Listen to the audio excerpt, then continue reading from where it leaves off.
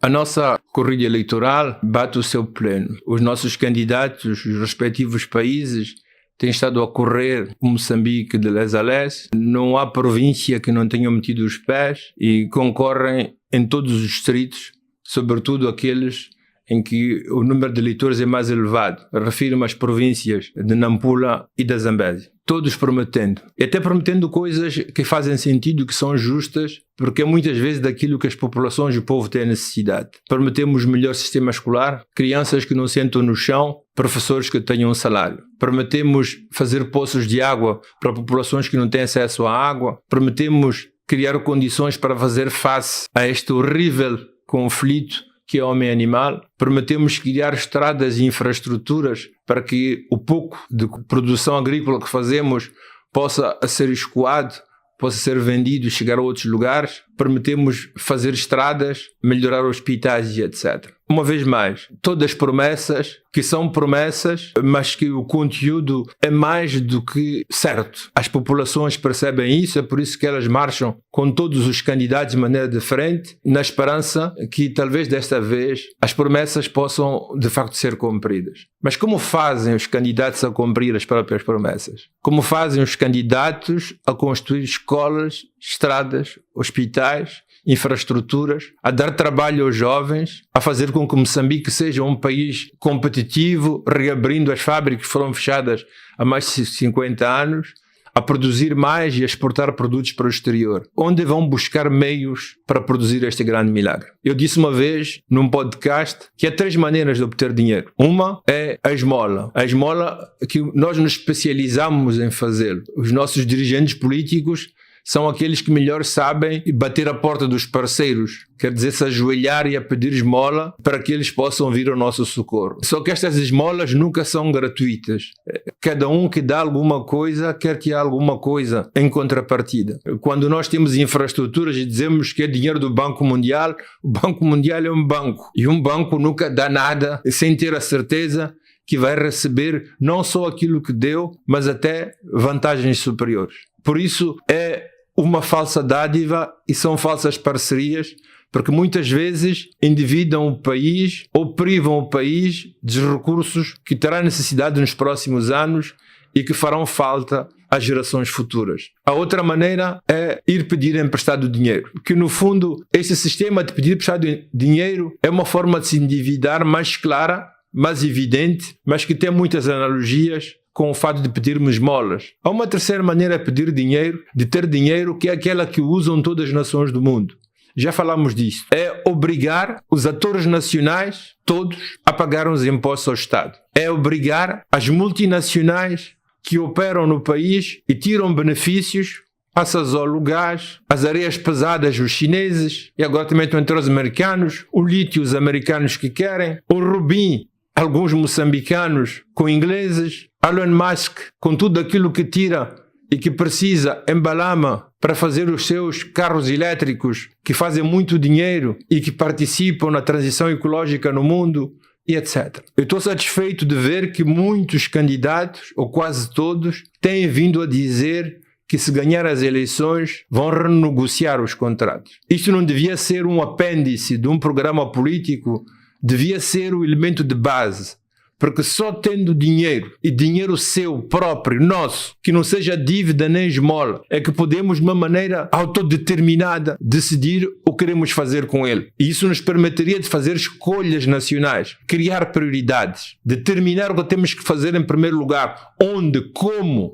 quando, sem dependermos daqueles que nos doam ou daqueles que nos emprestam, que o fazem em condições por eles próprios estabelecidas. Insisto, a questão de pagar os impostos não devia ser um apêndice no manifesto de um partido, mas devia ser uma causa nacional, que vai para além dos partidos, das famílias políticas, porque é a condição sine qua non para podermos alavancar o nosso país e fazê-lo ir para frente. Depois que disse isto num dos podcasts que fiz, fui convidado a participar numa grande conferência na cidade de Machixe, na província de Inhambane, organizado pela Associação de Geólogos de Moçambique. Fiquei a saber que para a transição ecológica, para a passagem de energias fósseis a energias renováveis, havia 12 minerais chamados precários ou críticos. E que destes 12, os especialistas não estavam em acordo, mas parece que Moçambique tem 9. E eles sabem onde estão, mais ou menos as quantidades em que temos, até os países que estão interessados em ter estes minérios críticos, que são a condição sine qua non para poder-se fazer a transição energética. E o que é que nós fazemos, nós moçambicanos?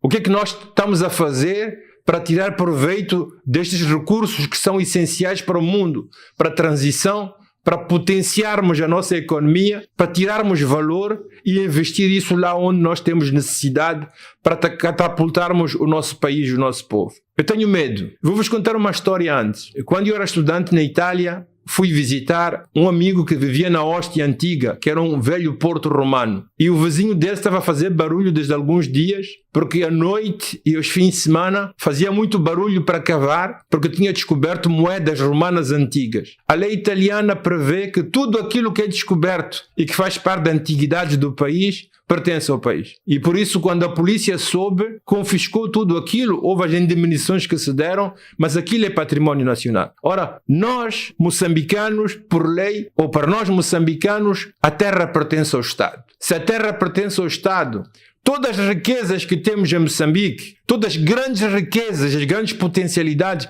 que temos, deveriam necessariamente estar sob a responsabilidade do Estado. Que se fosse o Estado a negociar com entidades estrangeiras, com um acordo sábio e que nos fosse favorável, mas sempre o Estado. Nós temos, por exemplo, em Montepuez, nós temos grandes riquezas que nós vemos que elas são vendidas em grandes praças internacionais. Elas rendem muito dinheiro, mas elas rendem dinheiro a quem? Aos estrangeiros sócios e aos moçambicanos que são proprietários. Aquele dinheiro, aquela terra, aqueles minérios deviam ser proprietários do indivíduo ou do grupo de indivíduo, ou devia ser proprietário do país no seu inteiro. Não é dele que o país tinha que tirar energia e força para a sua capacidade de ir para frente e se desenvolver. Por que digo isto? Porque quero saber que neste momento em que estou-vos a falar, no Tribunal Administrativo, existem dossiês inteiros de novos acordos, novos contratos que a República de Moçambique, através do seu governo, está a assinar com entidades externas. E talvez muitos desses acordos, a entidade que está a assinar nem sequer é para o Estado de Moçambique, mas é para indivíduos que tornam-se proprietários de zonas onde tem minérios que são muita riqueza que faz muita falta ao Estado para poder alavancar o ideal de uma nação desenvolvida, como proclamamos desde 50 anos esta parte. Outra coisa que faz espécie é que neste momento de transição, em que um governo está a sair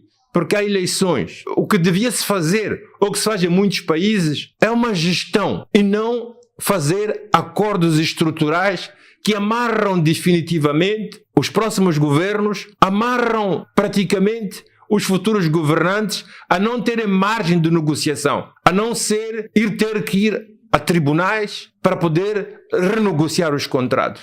Nós temos que renegociar os contratos já feitos, mas devíamos nos impedir, em nome do nacionalismo moçambicano, em nome dos direitos que vão governar depois de nós, em nome daquelas crianças que nós queremos dar um futuro, fazer novos acordos. Nem acordos em que as terras com riquezas fossem dados a indivíduos ou a grupo de indivíduos devem ser de Moçambique, nem acordos que vão hipotecar Moçambique, nem acordos que vão impossibilitar aos futuros governantes de tomar decisões. É por isso que nós os escolhemos, para que eles possam tomar decisões sérias e estruturais para o futuro do país. Então, se eu pudesse fazer um apelo, é o governo atual. Ele fez o que não conseguiu fazer até agora, não vai poder fazê-lo nos últimos 3 ou 4 meses, mas me parece completamente grave e inconsciente fazer acordos, querer fazer acordos estruturais. Nós tínhamos o Porto de Maputo,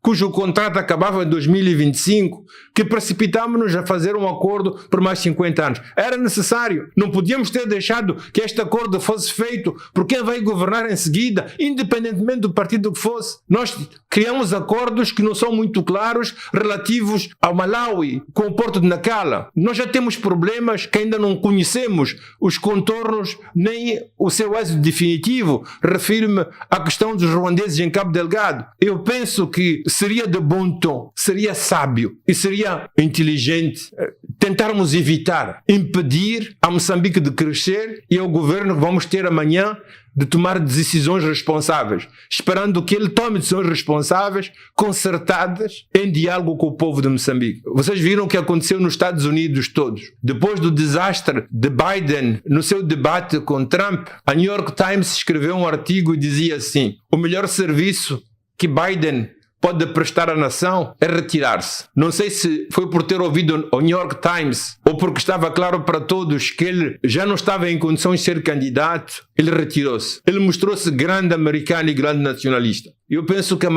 maior serviço que a governação atual pode prestar ao país e ao futuro de Moçambique é renunciar a fazer escolhas estruturais que hipotecam a nação e impedem aqueles que vão governar em seguida de tomar decisões que estão nas suas próprias responsabilidades. Sejamos todos cidadãos conscientes, mas prestemos, por favor, este serviço ao país, à pátria, a Moçambique e ao seu próprio futuro. Obrigado.